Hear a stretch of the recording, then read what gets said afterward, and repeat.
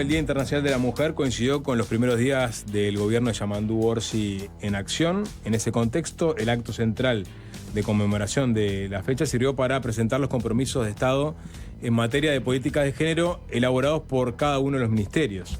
La encargada de velar por que esos compromisos se cumplan será la nueva directora de INMujeres, Mónica Xavier, quien ya nos acompaña en la mesa de Fácil Ligarse. Bienvenida, Xavier, ¿qué tal? Gracias, un gusto. Bienvenida. Bienvenida. Vamos a repasar un poco la agenda que van a llevar adelante, cuáles son las prioridades y bueno, en dónde creen que hay que hacer continuidades y en dónde creen que van a hacer cambios. Pero un poco a Mónica Xavier no la veíamos, digamos, en la palestra hacía un buen tiempo, ¿no? Presidió el Frente Amplio, senadora histórica de la fuerza política, pero bueno, estuvo en cuarteles de invierno, por decirlo de alguna forma. No.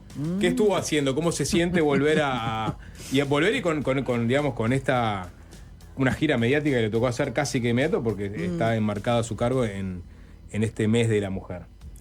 De las mujeres. De las mujeres. Yo estaba militando en la base, tanto en mi comité de base del Frente Amplio como en mi centro socialista.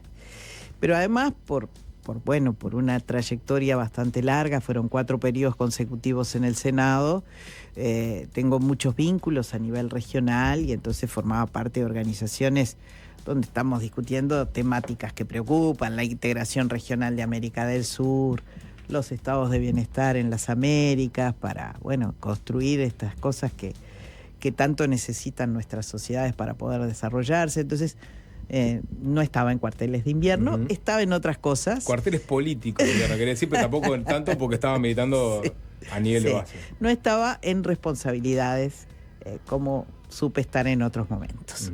Bien, ¿qué pasó en el gobierno de la coalición de la calle Pou en materia de género, en materia de políticas para las mujeres? ¿Tiene una evaluación hecha? Bueno, quiero primero decir que la transición fue muy buena, fue muy fluida con mi antecesora Mónica Botero, pero la realidad está muy compleja y sin duda fue un gobierno que no jerarquizó ni al instituto ni las temáticas de género, y muchos de sus legisladores tienen visiones, y el propio expresidente de la República, muy contrarias a el pensamiento que tenemos desde una agenda de derechos. Recuerden las diferencias que hubo en su propia bancada y las mismas posiciones que la anterior directora hizo con relación a tenencia compartida o a otros proyectos de ley. El propio proyecto de la senadora Rodríguez, Gloria Rodríguez, sobre paridad, que no obtuvo los votos porque su propia colectividad no lo votó. O sea, estos temas no están jerarquizados ni conceptualizados de la misma manera en el gobierno saliente ni en ninguno de los componentes de esa coalición republicana. ¿Se lo dijo Botero en la transición? ¿Eso? No, es evidente. Más allá, no, pero más allá de lo que usted entiende. Eso son hechos. Ahora, también es un hecho que el Frente Amplio iba a poner un gabinete paritario y no lo puso. Bueno, pero es el gabinete que tiene más mujeres ministras y subsecretarias. Pero no es paritario. Fue lo que dije ayer. No es paritario, tenemos que seguir trabajando en eso. También dije, nos vamos a comprometer con que este periodo pueda aprobar una ley de paridad. No porque la iniciativa salga del instituto, porque seguramente las legisladoras estén desarchivando un proyecto que discutimos cuando fue mi último periodo, trabajé en ese proyecto, pero sí que concluyamos en una ley de paridad, porque la verdad es que se ven los impactos, ¿no? Las senadoras que están en el Senado, menos una, son todas mujeres frente amplistas, senadoras frente amplistas. De las 3 colectividades que integran el Senado de la República, hay un partido que no tiene una senadora, y vaya si tiene mujeres potentes. Entonces, ¿por qué el Frente Amplio llega ahí? Porque dispuso la paridad en sus propias listas. Y ya igual implica una subrepresentación, porque es paridad en la lista, no quiere decir paridad en las bancas que efectivamente se usen, se adquieran. Sí, claro. Entonces, vamos a tratar de trabajar de la manera más sinérgica posible con las bancadas parlamentarias, con las organizaciones de la sociedad civil y con la academia, porque sin duda que siempre lo hicimos de esa manera cuando teníamos responsabilidades en el Senado y estamos convencidos que una política pública no puede ser talenteo, tiene que ser evidencia que ilustre efectivamente cuál es la realidad. Ahora, el soberano es quien tiene la última palabra, ¿no? Y el soberano, ya sea frente amplista o blanco o lo que fuere, elige hombres. No, le das una lista cerrada. No, en la interna ganó Orsi, no ganó Cosa. Sí, bueno, pero estamos hablando... Y ganó Delgado, no ganó Rafa. Sí, pero nuestra ingeniería electoral implica listas cerradas y hay un estudio de mucho tiempo que se sigue manteniendo con las mismas conclusiones de las académicas en la Universidad de la República y en otras universidades. El fundamental obstáculo para que las mujeres lleguen a los cargos de decisión son las direcciones de los partidos políticos. Es allí el cuello de botella. El tema cupular. Porque una ley que dice que de cada 3, uno tiene que ser de diferente sexo, es aplicado siempre minimalistamente. ¿Y eso, es la tercera la que es mujer. ¿Eso cómo lo definirías? ¿Como machismo? Sí, claro, como una cultura patriarcal, no cabe duda. Una cultura patriarcal es una diferencia está instalada en cualquier partido político. Y en todos.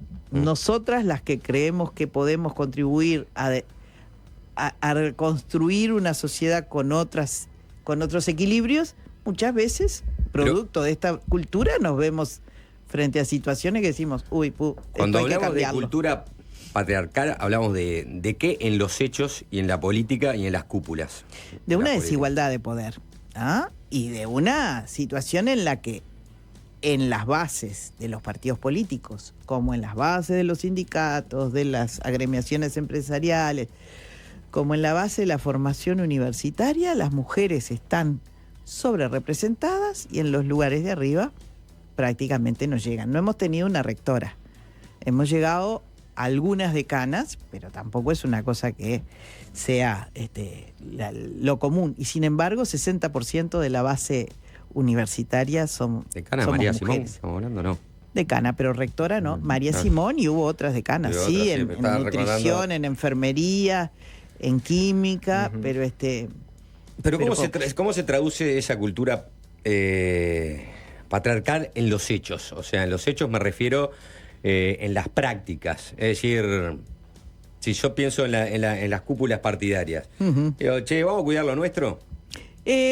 No necesitas ser tan grosero, diría. Pero imagínate que mira. Como aceptó la calle Pou en el asado. El asado. En el asado lo arreglamos. El asado lo arreglamos. Y vos, Juanchi, sos el más conocido. Sos la estrella de este partido. Entonces vas primero. No vamos a poner el foco sobre esta muchacha que es muy prometedora, pero vos tenés todas las luces sobre vos y necesitamos tener votos. Entonces sos la estrella y vas adelante. Y la muchacha nunca llega a ese lugar porque siempre reproducimos la misma situación. Pero no es un si la promesa no trae votos, la promesa no trae ganar el gobierno, y ganar el gobierno implica poder justamente hacer políticas de género para darle más oportunidades a las mujeres. Bueno, sabes que una cosa que también es clara es que la sociedad, cuando le consultás, no dice que tenga problemas con elegir mujeres. Yo te doy un ejemplo. Cuando asumí la presidencia, que era la primera vez que los Frente Amplistas votaban directamente la presidencia del Frente Amplio, competí con otros 3 compañeros. Ningún ignoto, ningún desconocido. Rubio, que es uno de los fundadores del Frente, Juan Castillo, que venía de ser coordinador del PIT-CNT, y Agassi, que era el caballo del comisario, decían todos. Claro. Bueno, sin embargo, gané con luz en esa elección. O sea, cuando vos, no quiere decir que porque pongas una mujer la gente va a votar a una mujer, pero no hace la distinción que sí se hace como práctica habitual en el asado del que hablaba el expresidente, que lo tienen todos los partidos, ¿no? No es que haya solo en algunos partidos, es una práctica que hay que democratizar. Eso se busca cambiar esa realidad a través de acciones afirmativas. Sí, ¿no? temporales. Temporales, exactamente. Y bueno, por ejemplo, la paridad, ¿no? Propuesta por Rodríguez, podía entrar dentro de una acción afirmativa. Ahora, para desarmar esa cosa que es mucho menos tangible, que es, por ejemplo, cómo se cocinan las listas dentro de los partidos, ¿basta con una ley paritaria o hay que incorporar otras acciones afirmativas que vayan por otros lados? Mira, una de las cosas que hay que incorporar a este país para que las mujeres tengan mejor posibilidad de optar, si lo que quieren es hacer acción política, si lo que quieren es hacer acción sindical, si lo que quieren es trabajar, o si lo que quieren es seguirse formando, es que haya un sistema de cuidados fuerte, que no va exclusivamente para los sectores que no pueden pagar, costear determinados cuidados. Es una política vertical, que es para toda la sociedad. Después se ve cómo se instrumenta, ¿no? Si hay copagos a algunos niveles y no hay en determinados niveles por una cuestión de accesibilidad. Hoy el mundo habla de la política de los cuidados, de la economía de los cuidados, de la sociedad de los cuidados. Y una sociedad como la nuestra, con un proceso demográfico de envejecimiento del envejecimiento, requiere dar respuestas ya. Eso fue una bandera del segundo gobierno de Tabaré Vázquez. Sí. Julio Banco, un socialista, estuvo que lo instaló. frente, y sin embargo es un tema que se desgranó con el paso del tiempo. Porque este gobierno, y también en materia de política. Este gobierno saliente tuvo otra concepción. La defendieron a capa y espada, para nosotros es equivocado, y por ley juntó discapacidad con cuidados. Los cuidados van mucho más allá de la discapacidad, y la discapacidad no tiene por qué ser necesariamente dependencia. Hay personas que tienen discapacidades y que son absolutamente autoválidas. O sea, conceptualmente fue una mezcla muy negativa.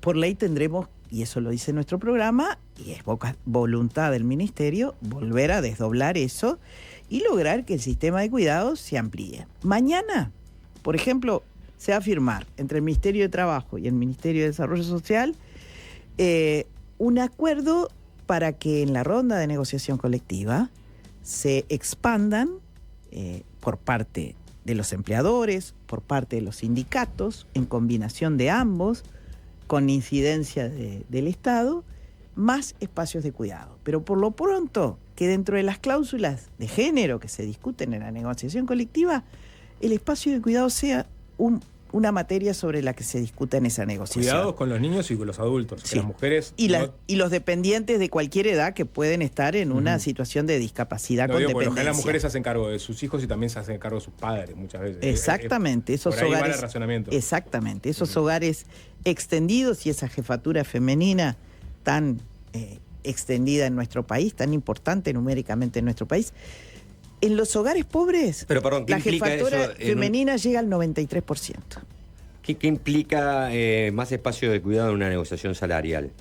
Bueno, en las negociaciones, en la ronda, no solo se discute el salario, también condiciones de trabajo. Pero por eso yo digo, por ejemplo, una sala de lactancia sería un espacio de cuidado. La sala de lactancia está consagrada por ley. Por eso. Hay que controlarlas, ¿no? Porque cada sucucho que de sala de lactancia no tiene nada. ¿Qué más imaginamos? ¿Qué más se propone? En el espacio de cuidado puede ser que en la propia casa del sindicato haya un lugar donde haya cuidadoras y cuidadores para niños chicos, niños grandes. Depende de la población que ese lugar de trabajo tenga, ¿verdad? Una guardería. Entonces, puede ser una guardería.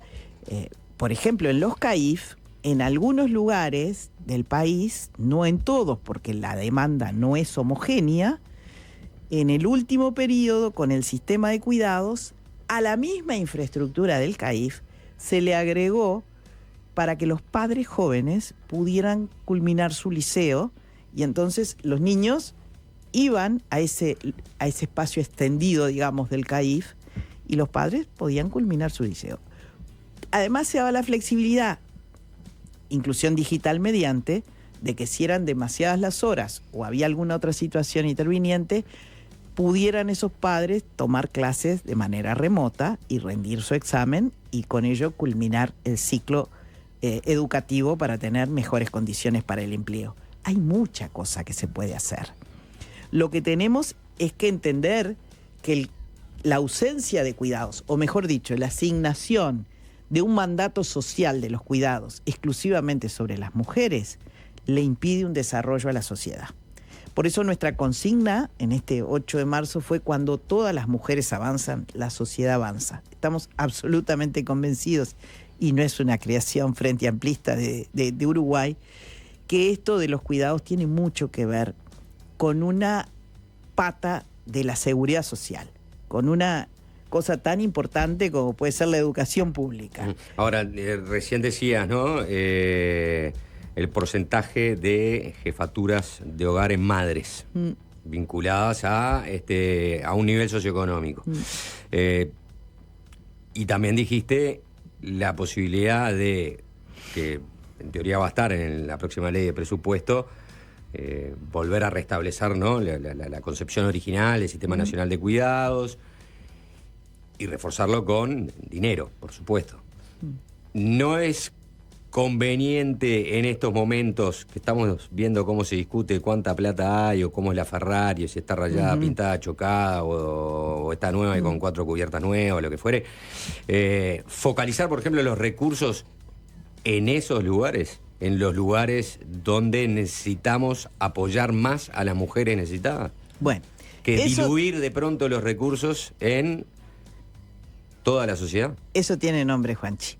Eso se llama presupuesto con perspectiva de género. Tampoco ninguna novedad ni creación de último momento. Lo intentamos en un periodo, nuestro mayor aliado fue Danilo Astori, y lo que tratábamos es de qué significa un presupuesto con perspectiva de género. Por ejemplo, en su momento, además de construir indicadores, porque estas cosas se miden, porque no es mi intención fue tal cosa, ¿sirvió o no sirvió? Y si no sirvió, ¿por qué? Y hay que modificarlo. Por ejemplo, en aquel momento asignamos, entre otras asignaciones concretas, inciso por inciso, que quiere decir ministerio por ministerio, cómo se discute el presupuesto en las cámaras, que en el área de deporte nuestras mujeres competidoras tuvieran asignado un recurso específico. Porque estábamos acostumbrados a escuchar que los varones podían tener financiación limitada, todo lo que quiera para la competición en el mundo, las chicas no tenían nada. Nos alegrábamos mucho cuando les iba muy bien, pero no nos preocupábamos de que tuvieran la oportunidad de ir. Entonces, allí lo colocamos. En industria colocamos en MIPYMES, que sin duda tienen muchas de ellas mujeres al frente de esas pequeñas empresas.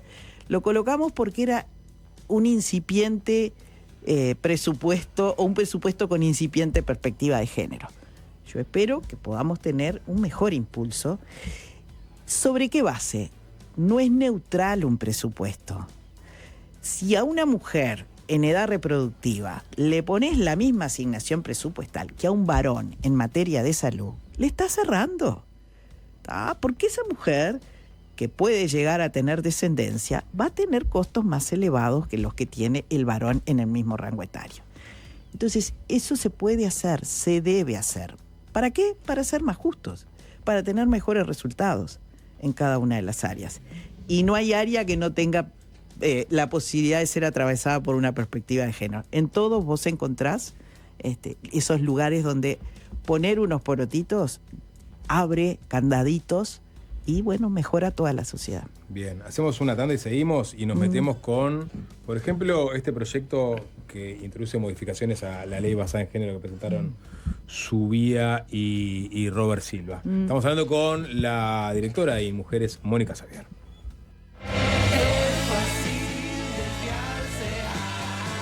Seguimos conversando con Mónica Xavier, directora de InMujeres, ingresando a este cargo justo en el mes de las mujeres, por lo cual ha tenido una exposición extra hablando sobre los compromisos de este quinquenio y también sobre algunos temas que quedaron pendientes del gobierno anterior y algunas que están planteadas, ¿no? Hablaba antes de la tanda de este proyecto de Gustavo Subía y Robert Silva y Andrés Ojeda también, del Partido Colorado, para introducir modificaciones a la ley de violencia basada en género.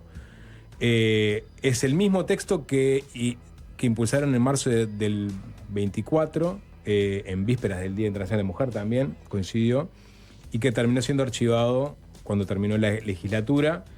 Según publicó La Diaria en su momento, la iniciativa de Subía buscaba subsanar algunos excesos de la ley aprobada en 2017 que, a su entender, con la finalidad de proteger los derechos de la mujer, terminaron quebrantando derechos del hombre al ubicarlos en planos muy disparejos al momento de la intervención judicial. Bueno, esa es lo que dice la exposición de motivos.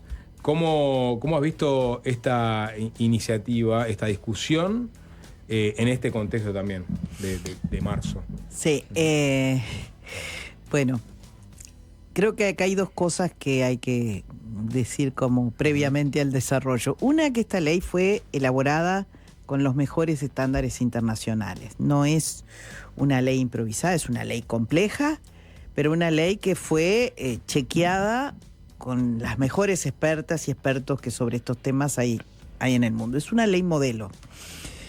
Lo segundo es que ninguna ley está escrita en piedra, por tanto, son modificables las normas, por supuesto, pero no para reducir derechos. Y en este sentido, creo que la visión de estos legisladores es una visión reduccionista de la violencia hacia las mujeres, la violencia por su condición de tal. Entonces, que tampoco es nuevo, que supone también una onda que hay en el mundo, que hay en la región. Del otro lado del charco eliminaron el Ministerio de la Mujer, del otro lado del charco se dice el femicidio no existe, es un homicidio común. Entonces, creo que hay que dar un debate frente a un posicionamiento ideológico que está en las antípodas de la profundización de los derechos.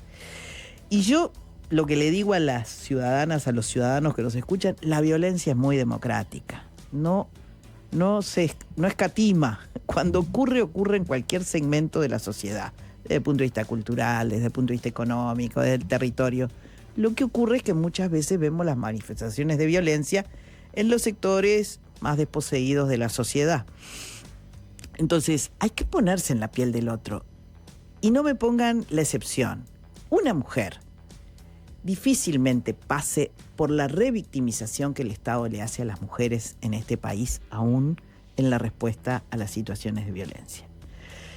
No creo en la avalancha de mentiras para aprovechar una ley. Porque además, cuando se miente, cuando se da falso testimonio, la normativa ya existe para castigarlo. ¿O es que nos olvidamos del episodio más connotado sobre violencia de género que acompañó el inicio de nuestra campaña electoral? Para poner un ejemplo del cual todo el mundo seguramente recuerde. Entonces, si se falsea, si se miente, no prospera una denuncia de violencia falsa. Hay que ver también la ley en la operativa. Y muchas veces el legislativo se olvida de que su función no termina con la elaboración de la ley, que tiene que ver cómo la aplica el Poder Ejecutivo en una política pública, cómo la aplica el Poder Judicial en los procesos judiciales y las sentencias. Y capaz que allí hay cosas para mejorar. Pero lo que digo es, a un posicionamiento reduccionista de la violencia basada en género, lo que hay que dar es una discusión y hay que darla esencialmente con la sociedad. ¿Qué es solo una cuestión contra la agenda, la violencia de género? ¿O solo una cuestión contra la agenda LGTBIQ+? No, es una concepción más amplia. Es la misma que niega el cambio climático. Es la misma que te dice el multilateralismo no sirve para nada, un montón de viejos y viejas que se reúnen cada tanto. Y que las cosas sean mejorables no quiere decir que no deban existir. Pero en este caso se debe más a un sesgo patriarcal, por decirlo de alguna forma, o también puede existir, digamos, dudas razonables desde el punto de vista legal y de las garantías. Sin duda que la duda razonable puede existir en cualquier ley, pero cuando uno de los personajes que propone este proyecto te dice que una niña de 12 años disfruta de la relación sexual con un adulto y él es un operador de la justicia, tiene una visión, desde mi punto de vista, absolutamente incompartible. Pero eso es colocar en una persona quizás un problema que no es solo una excepción. Quizás de manera operativa, sin pensar que hay una avalancha de mujeres mintiendo, se da que de pronto, ante la sola denuncia de una mujer y por las medidas precautorias que se toman y se renuevan en un proceso largo judicial, hay padres que pasan 2 años sin ver a sus hijos.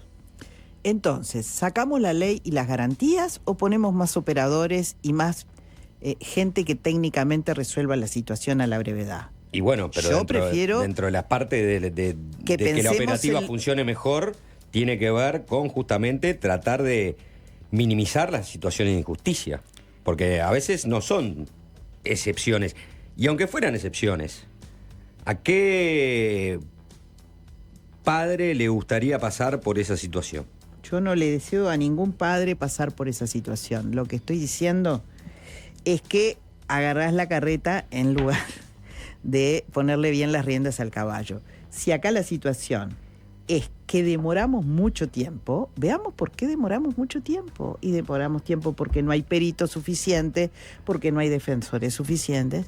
Entonces, vamos a eso, vamos a que la ley debió tener un presupuesto adecuado para que funcione, no a sacar la ley. Sí, lo que dicen muchos operadores judiciales, que son obviamente más que nada abogados defensores, es que acá sí, se invirtió la prueba, la carga de la prueba. Exactamente. Es decir, ahora no es que tienen que demostrar que soy culpable, yo tengo que demostrar que soy inocente. Entonces el sistema funciona de manera asimétrica. Sí, Juanchi, la violencia es absolutamente asimétrica, es una cuestión de poder. Por eso cada año cuando el CIPIAF nos da los datos y cada vez es incremental la cifra de violencia sexual hacia nuestras niñas, niños y adolescentes, tenemos que darnos cuenta de que tenemos un problema como sociedad. Y tenemos que poner el foco en mejorar las cosas, pero no en restar derechos.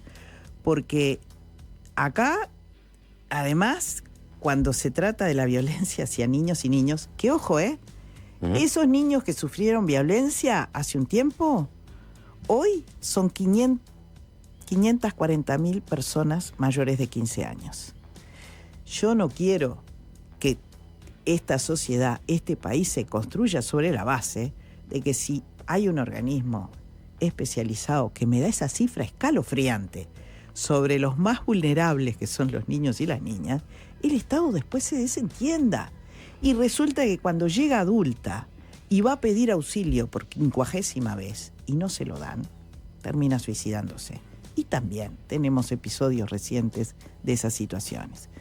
Entonces, vamos a mejorar la operatividad de la ley, vamos a aprobar la ley de imprescriptibilidad de los delitos sexuales. Vamos a fortalecer la respuesta, no estamos respondiendo lo suficiente. No a quitarle y a poner el foco donde el foco no está. Ahí digamos, hablando de cómo el género, digamos, atraviesa, digamos, varios incisos, varias políticas, varios campos de gobierno, claramente tendría que apuntalarse el sector judicial y la fiscalía, ¿no? O sea, sí. Lo reclaman, ¿no? Pero también hay que cambiar las pautas culturales también en esos poderes, ¿no?